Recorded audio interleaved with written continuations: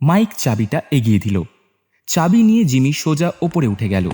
পিছনের দিকে একটা ঘরের দরজা খুলে ভেতরে ঢুকল। ঘরটা ঠিক আগের মতোই আছে, যেন এতদিন কেউ ছুঁয়েও দেখেনি। মেঝের ওপর এখনও পড়ে আছে একটা কলারের বোতাম। বিখ্যাত গোয়েন্দা বেন প্রাইজের জামা থেকে সেটা ছিঁড়ে গিয়েছিল সেদিন, যখন জিমিকে পাকড়াও করার জন্য সবাই মিলে তার উপর ঝাঁপিয়ে পড়েছিল। জিমি দেওয়ালের সঙ্গে ঠেস দিয়ে রাখা ভাঁজ করা খাটটা সরালো। তারপর দেওয়ালের একটা গোপন প্যানেল খুলে ভেতর থেকে টেনে বার করলো ধুলো জমে থাকা একটা সুটকেস। সুটকেস খুলতেই তার চোখে যেন অন্যরকম ঝিলিক দেখা গেল। ভেতরে সাজানো ছিল তার সবচেয়ে প্রিয় জিনিসগুলো, সিন্ধুক ভাঙার জন্য বানানো একেবারে প্রথম সারির সরঞ্জাম। বিশেষ ধরনের শক্ত স্টিল দিয়ে তৈরি ড্রিল, পাঞ্চ, ক্ল্যাম্প, আরও কত কি।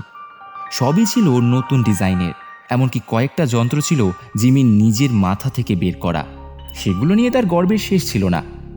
এই পুরো সেটটা তৈরি করতে তার খরচ হয়েছিল $900-এরও বেশি। সেই সময় যা ছিল বিরাট অঙ্কের টাকা।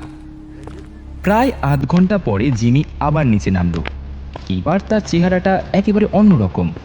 গায়ে ফিটিং করা দামি পোশাক, চুল পরিপাটি করে আঁচড়ানো, হাতে সেই সুটকেস।